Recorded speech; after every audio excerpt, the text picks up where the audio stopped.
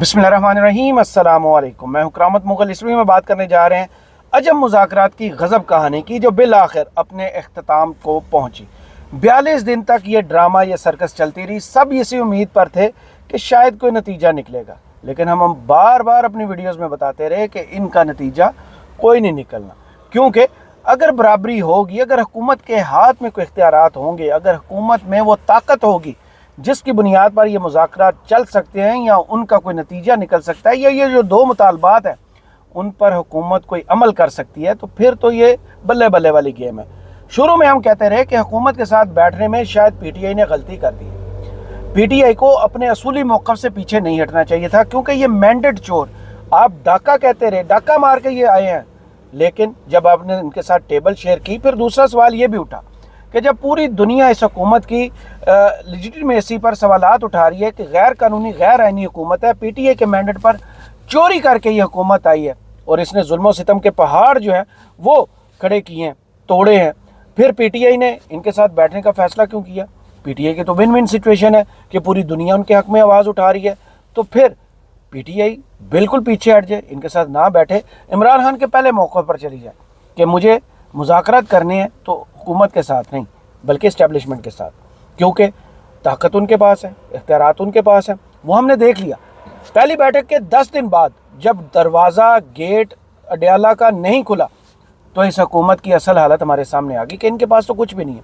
हुकूमत बरबला खसियानी बिल्ली की तरह खंबा नोचती रही कि नहीं खुल जाएगा, मुलाकात हो जाएगी, लेकिन वो नहीं हुई। फिर दो मुतालबात सामने आए, फिर ये शर्त रखी गई कि दोनों को लिख कर लाएं, हमें तहरीरी तौर पर पढ़ना है ताकि वो कागज़ लहराकर हम प्रेस कॉन्फ्रेंस में कहें कि इमरान खान ने हमसे एनआरओ मांग लिया।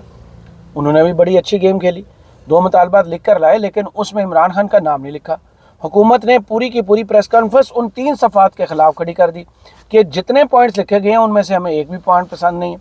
तो फिर आज ऐसा अचानक क्या हुआ कि आज हुकूमत मरी जा रही है कि इंतज़ार कर लेते, अच्छे दिनों का, खुशगवार माहौल का इंतज़ार कर लेते, हमें एक मौका और देते थे, हम दरमियानी रास्ता निकाल लेते। लेकिन कुछ जिनके बारे में नजम सेठी साहब ने बहुत अरसा पहले कह दिया था कि 2 ग्रुप्स हैं जो हुकूमत के इन मुज़ाकरात पर अमल दरामद रोकने और इसके हक़ में बयान देंगे। राना सनाउल्लाह ग्रुप हक़ में बयान दे रहा था, हाजा आसिफ इसके मुखालिफ बयान दे रहे थे। वो सूरत हाल चलती चलती 42 दिन गुजर गए। बिलाखिर ऐसा क्या अचानक हुआ कि इमरान खान को ट्वीट करना पड़ा, और ट्वीट करने के बाद एक बड़ा ऐलान भी करना पड़ा कि बहुत जल्द न सिर्फ इन मुज़ाकरात का एंड हो चुका है, हुकूमत का मुंह देखना हमें पसंद नहीं है, क्योंकि फैसला बाद में कुछ हुआ है। अगर वो ना होता तो शायद इन मुज़ाकरात को आगे 28 तारीख तक इंतज़ार करना था। 28 से पहले ही मुज़ाकरात ख़त्म कर दिए गए। हुआ कुछ ऐसे है कि साहबजादा हामिद रज़ा साहब के घर पर और उनके मदरसे पर छापा मारा गया, फिर उनकी गिरफ्तारी की कोशिश की गई। तो ये हुकूमत जो है वो खुलकर सामने आ गई कि मुज़ाकराती कमेटी की तर्जुमान जो हैं साहबजादा हामिद रज़ा, जो नुमाइंदे हैं इमरान खान के, उनके घर पर ही उनकी गिरफ्तारी के लिए छापा, ये कोई काबिल माफ़ी जुर्म नहीं है।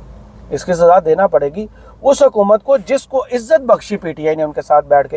हुकूमतों के पास देने को बहुत कुछ होता है, ये सारी दुनिया जानती है, क्योंकि ख़जाने की चाबी उनके पास होती है, उनके पास वादों की चाबी होती है, उनके पास इदारों की सपोर्ट की चाबी होती है कि इनके साथ माहौल अच्छा हो जाए। माहौल अच्छा नहीं हुआ, माहौल आखिर उसी हद तक आ गया जो मुज़ाकरात से पहले था, या मुज़ाकरात के दरमियान भी चल रहा था, लेकिन इस हद तक आगे नहीं बढ़ेगा। और क्या ऐसा हुआ कि अब फिर एहतजाज की कॉल दे दी गई है और ये ऐलान किया गया कि अब गोलियां बरसाओ या कुछ भी करो, हमारे सीने भी और फर्स्ट रो में अरकाने असम्बली होंगे। सारी तफसीलात आपके सामने रखूंगा, लेकिन सबसे पहले शुरू करते हैं जनाब हामिद रज़ा साहब से। उसके जवाब में ही इमरान खान साहब का ट्वीट आया। हामिद रज़ा साहब ने कहा कि जामिया रिज़विया एक इल्म और इरफान का मरकज़ है जहाँ हज़ारों तलबा तालीम से फैज़याब हो रहे हैं। मैं उम्मीद करता हूँ कि आइंदा जामिया रिज़विया के तक़द्दुस को पामाल नहीं किया जाएगा। मेरी गिरफ्तारी की ख्वाहिश हो तो मेरे सेक्रेटरी या स्टाफ को मुतला कर दिया जाए, ऐसी हरकतें ना की जाएँ। साहिबजादा हामिद रजा गिरफ्तार, जामिया रिजविया के दरवाजे अचानक बंद कर दिए गए। पुलिस की भारी नफरी अंदर घुसने को तैयार थी। उनका मकसद था पाकिस्तानी सियासत की अहम शख्सियत साहिबजादा हामिद रजा को गिरफ्तार करना। मगर जनाब गिरफ्तार करना मकसूद था किस लिए? انہوں نے ایک پریس کانفرنس کی تھی، آپ کو یاد ہوگا 2 دن پہلے فیصل آباد میں. اس پریس کانفرنس کی اتنی مرچیں تھیں کہ اب ان کو گرفتار کر کے ہی لوگوں کو متحرک نہ کر دیں. وہ جو پابندیاں ہیں غیر اعلانیہ پنجاب میں کہ نہ جھنڈا پی ٹی اے کا نکلے گا، نہ پی ٹی اے کا کوئی احتجاج ہوگا، نہ پی ٹی اے کا کوئی کٹ ہوگا، تو یہ کیسے ممکن ہے؟ فیصل آباد جہاں پی ٹی اے نے کلین سویپ کیا، جہاں سے صرف 1 سیٹ مسلم لیگ نون کو ملی ہے، باقی 12 سیٹیں جو ہیں پی ٹی اے کے پاس ہیں، وہاں ووٹ تو نہیں روک سکے لوگوں کو دینے سے، نہ ہی سیٹیں روک سکے، کیونکہ لوگوں نے وہاں پر پہرا بہت سخت دیا. سیٹیں اپنی فارم 47 وہاں بھی ایجاد ہوا تھا، لیکن اس پر مات ماری تھی فارم 45 سے. انہوں نے اپنی سیٹیں جو ہیں وہ بحال کی، ان کی رکھوالی کی. تو اب وہاں پر لوگوں کو اکٹھا کر رہے ہیں، ایک نیا سلسلہ نہ شروع ہو جائے. وہ جو ایک خوف کا سما باندھا گیا ہے، ایک ماحول بنایا گیا ہے، وہ کہیں ٹوٹ نہ جائے. تو اس لیے ان کو گرفتار کرنا ضروری تھا. اور دوسرا، حکومت کو یہ میسج دینا تھا کہ آپ جتنے بھی بڑے بچے بن جائیں، آپ رہیں گے چابی والے کھلونے ہی، اور آپ کی چابی جو ہے وہ ہمارے پاس ہی رہے گی. جتنی چابی آپ کو لگائی جائے اتنا ہی چلیں، اپنے اوقات سے آگے نہ نکلیں، چادر سے باہر پاؤں نہ پھیلائیں. تو یہی اینڈ میں ہوا جو 42 دن بعد ہم نے دیکھا. حالانکہ پہلے دن سے ہی ہمیں پتا تھا. پھر ہم سوچتے تھے کہ عمران خان نے ان کو آفر کیوں کی ہے، تو اس کا جواب یہی آتا تھا کہ حکومت کی اصل اوقات وہ عوام کو دکھانا تھی، کیونکہ عوام ان کے ساتھ نہیں ہے. تو اسٹیبلشمنٹ جو ہے ان کو اپنے مقصد کے لیے تو استعمال کر سکتی ہے، لیکن حکومت کو اپنی مرضی سے قدم بھی آگے نہیں چلنے دے گی. وہی ہوا، گیٹ ان کی مرضی سے کھلا، عمران خان سے ملاقات پی ٹی اے کی ان کی مرضی سے ہوئی، اور اب مذاکرات کا اختتام بھی لگتا ہے کہ اسی وجہ سے ہو گیا کہ چھاپا وہاں مارا گیا اور دروازہ یہاں بند ہو گیا. اسی لیے تو عمران خان کے ٹویٹ میں وہ ساری صورتحال بیان کر دی گئی ہے جو اس موجودہ صورتحال کی مکمل، جسے کہتے ہیں، عکس بندی کرتی ہے. کچھ ایسے لکھا گیا ہے: سب زیادہ حامد رضا کے گھر اور مدرسے پر غیر قانونی چھاپے کی سختی سے مذمت کرتے ہیں، اور اردلی حکومت ایک جانب مذاکرات کا ڈونگ رچا رہی ہے اور دوسری جانب انسانی حقوق کی خلاف ورزیاں جاری رکھے ہوئے. ہم اس چھاپے کے بعد مذاکرات کا عمل فوری طور پر روک رہے ہیں. مذاکرات کمیٹی کے ترجمان اور ہمارے اتحادی کے گھر پر چھاپا ہماری مذاکراتی کمیٹی پر حملہ ہے. اس دوغلے پن اور بدنیتی پر مبنی مذاکراتی عمل سے کوئی خیر برآمد نہیں ہو سکتی. میں نے اپنی جماعت کو ہدایت جاری کیا کہ تمام سیاسی جماعتوں کو پاکستان میں قانون کی حکمرانی، جمہوریت کی بقا اور انسانی حقوق کی پابندی کی خاطر اعتماد میں لیں. ہم اس جعلی حکومت کے خلاف گرینڈ قومی ایجنڈا پر کام کر رہے ہیں. پاکستان میں ہر جانب عدم استحکام کے ڈیرے ہیں. بلوچستان میں دہشت گردی پنپ رہی ہے اور وہاں کے مسئلے کا کوئی سیاسی حل نہیں نکل رہا. یہاں سے وہ گیم شروع ہوتی ہے جہاں سے جس کی کچھ دن پہلے پروٹیکشن کی گئی تھی کہ عمران خان کے آئندہ آنے والے ٹویٹ میں بلوچ خاتون رہنما مارنگ بلوچ کا نام آنے والا ہے، تو پھر صورتحال بدل جائے گی بلوچستان میں بھی. تو وہ کام جناب یہاں پہ ہو گیا. بلوچستان گمشدہ افراد کا مسئلہ بہت سنجیدہ ہے، جس کے لیے مارنگ بلوچ اپنی آواز بلند کر رہی ہیں. بلوچستان والا حال اب پورے ملک کا ہے. تحریک انصاف کے بھی کئی کارکنان لاپتہ ہیں. ہم اس مسئلے میں ان کے ساتھ کھڑے ہیں اور عالمی انسانی حقوق کی تنظیموں کے سامنے اس معاملے کو رکھیں گے. بلوچستان سمیت ملک بھر میں جب تک عوامی اعتماد پر مشتمل حکومت نہیں لائی جائے گی، استحکام ممکن نہیں ہے. یہ تو پہلی شرط ہے کہ جب ملک میں امن و امان اور عدم استحکام آئے گا تبھی معاملات آگے چلیں گے، تبھی حکومت اور اپوزیشن کے درمیان معاملات آگے لے کر جانے میں آسانی ہوگی. تبھی تو جن کا رول سیاسی نہیں ہے وہ پیچھے ہٹیں گے. تبھی تو جن کا ووٹ ہے، جن کے نام ڈالا گیا ہے، انہی کے نام نکلے گا. میں اسٹیبلشمنٹ سے اپنی ذات کی خاطر کچھ نہیں مانگتا. میں اگر ان سے بات کروں گا تو وہ صرف ملک اور قوم کی بہتری کے لیے ہوگی. اصل کنٹرول تو ان کے ہاتھ میں ہے، باقی سب ان کی کٹ پتلیاں ہیں جو ان کے اشاروں کی منتظر ہوتی ہیں. ہمارا مطالبہ ہے کہ سپریم کورٹ یا اسلام آباد ہائی کورٹ کے 3 سینئر ترین جج صاحبان پر مشتمل کمیشن کا قیام کیا جائے. یہ دیکھیں، 3 سینئر ترین جج صاحبان مشتمل، جو ریٹن آیا تھا اس میں یہ ڈیفرنٹ تھی. اس میں تھا کہ چیف جسٹس یا 3 سینئر ترین ججز. یہاں پر ہے کہ 3 سینئر ترین ججز پر مشتمل کمیشن کا اعلان کیا جائے، جس کے بارے میں ابھی کچھ دیر پہلے ہی عطا تارڑ صاحب نے کہا کہ سیاسی امور، سیاسی بات چیت چلتی رہتی تو کوئی بیچ کا رستہ نکل آتا اور کمیشن بھی بن جاتا. ہمیں موقع دیا جاتا، اتنی جلدی نہ کی جاتی، تاکہ 9 مئی اور 26 نومبر کے واقعات میں ملوث اصل ذمہ داران کا تعین ہو سکے. اس کے بغیر ہمیں کوئی کمیشن قابل قبول نہیں ہے. بددیانت افراد کبھی نیوٹرل امپائرز کی حمایت نہیں کرتے. جوڈیشل کمیشن کے مطالبے کو مسلسل نظر انداز کرنے کی وجہ یہی ہے کہ حکومت اور اسٹیبلشمنٹ خود 9 مئی کے فالس فلیگ اور 26 نومبر کے قتل عام میں ملوث ہے. 9 مئی کو انہوں نے خود چوکیوں سے فوج اور پولیس کو غائب کیا، خود آگ لگائی اور خود CCTV فوٹیج غائب کر کے الزام बेगुनाह सियासी कारकुनान पर डाल दिया। 26 नवंबर को हमारे लोगों को शहीद और ज़ख्मी किया गया और हमें ही दहशतगर्द करार दिया गया। हमारे कम अज़ कम 14 लोगों को शहीद किया गया, कई अफराद ज़ख्मी और गुमशुदा है। हज़ारों लोगों को बेगुनाह जेलों में डाल दिया गया। जो जेलों से बाहर है वो ज़मानत के लिए कभी एक अदालत कभी दूसरी अदालत के चक्कर लगा रहे हैं, मगर कोई उनकी सुनवाई नहीं कर रहा। मलक रियाज वाला इशू जो अब सबसे इस वक्त हार्ट इशू है, मलक रियाज को गवाही पर मजबूर किया जा रहा था कि अलकायदा ट्रस्ट केस में अगर वो गवाही दे दें कि इमरान खान ने कोई रिश्वत या कोई डील के तहत ये सब कुछ किया है, तो इमरान खान के केस में एस्टेब्लिशमेंट कामयाब हो जाती। लेकिन मलक रियाज के इनकार के बाद जो कुछ हुआ है, अब उस पर इनका तबसरा आया। मलक रियाज का हालिया बयान है कि अगर वो अपना मुंह खोलेंगे तो बहुत से लोगों को शर्मिंदगी का सामना करना पड़ेगा। मैं मलक रियाज से दरख्वास्त करता हूँ कि वो बताएं पिछले 30 साल में कौन कौन से जजेस, जर्नैलों और सियासतदानों ने उनसे पैसे और दीगर माली फ़ायद हासिल किए, ताकि कौम को मालूम हो सके कि कौन से चेहरे इस गंदगी में मुलव्वस रहे। ये सब जो आज बोगस अलकायदा ट्रस्ट केस पर तनकीद कर रहे हैं, कितने दूध के दुले हैं, दुनिया को मालूम होना चाहिए। ओवरसीज़ पाकिस्तान को मेरा पैगाम है कि इस हुकूमत को तरसीलात ज़र भेजना अपने हाथ खून से रंगने के मुतरातिब है। ये हुकूमत अपने ही शहरियों के कत्लेआम में मुलव्वस है, लिहाजा इनको तरसीलात ज़र भेजने का सख्ती से बाइकाट करें। तो ये वो मैसेज था जिसमें ऐलान कर दिया गया कि क्या वजूहात हैं, किन की बुनियाद पर इमरान खान इस हुकूमत को कोई मौका देना नहीं चाहते। यानी कि अब हुकूमत के पास सारी लाइफ लाइन्स ख़त्म हो चुकी हैं। 31 जनवरी की पहले डेडलाइन दी गई हुई थी, लेकिन आप अंदाज़ा लगाइए इस हुकूमत की असल हालत का। परेशान इस वक्त होना चाहिए PTI को, क्योंकि जुल्म के पहाड़ उन पर तोड़े जा रहे हैं, गिरफ्तारियाँ उनकी, जेलें उनके नसीब में, सीटें उनकी गायब, इलेक्शन उनका चोरी। लेकिन हुकूमत तरले मिनतों पर क्यों आ गई है?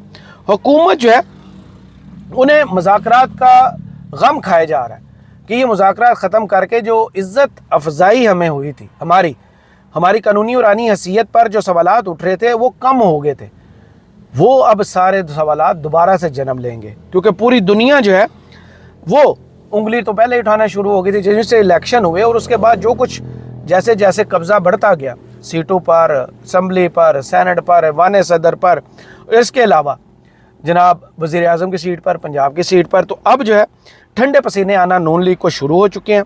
और PTI जो है इस वक्त इंजॉय कर रही है सिचुएशन, जो कि शुरू से ही ड्राइविंग सीट पर है। और सारे इस बात पर हैरान होते हैं कि जो शख्स कैद में बैठा है, रिमोट कंट्रोल उसी के हाथ में है, सारे मामलात को वही चला रहा है, वो जिधर देखता है लोग उसी तरफ देखते हैं।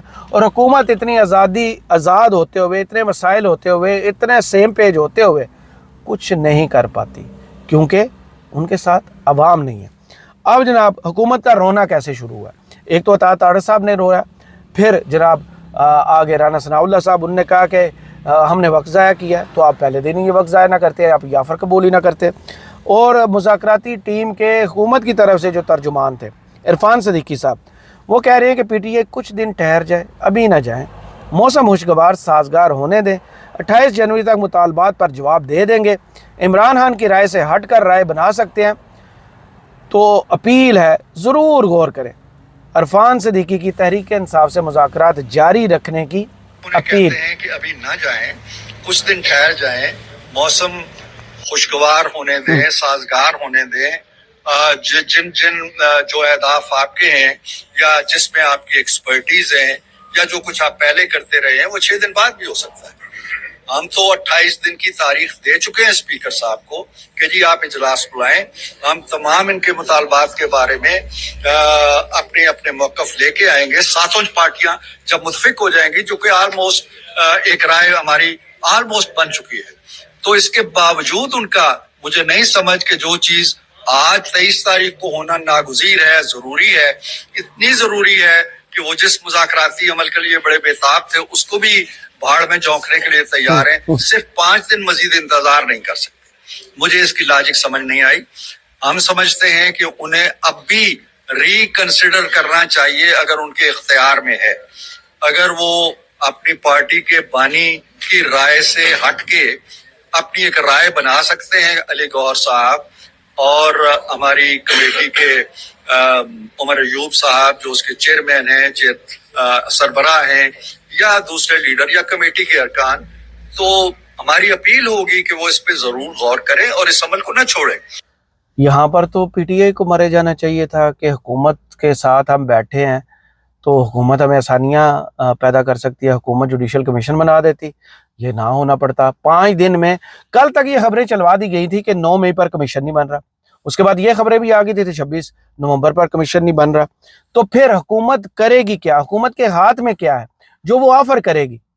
کیا وہ جو رانا ثناء اللہ ماضی میں کہتے رہے تھے کہ اگر ہم عمران خان کی بات مان لیں تو پھر ہم اڈیالہ میں ہوں گے اور عمران خان وزیر اعظم کی کرسی پر ہوں گے، تو معاملات تو وہیں جائیں گے۔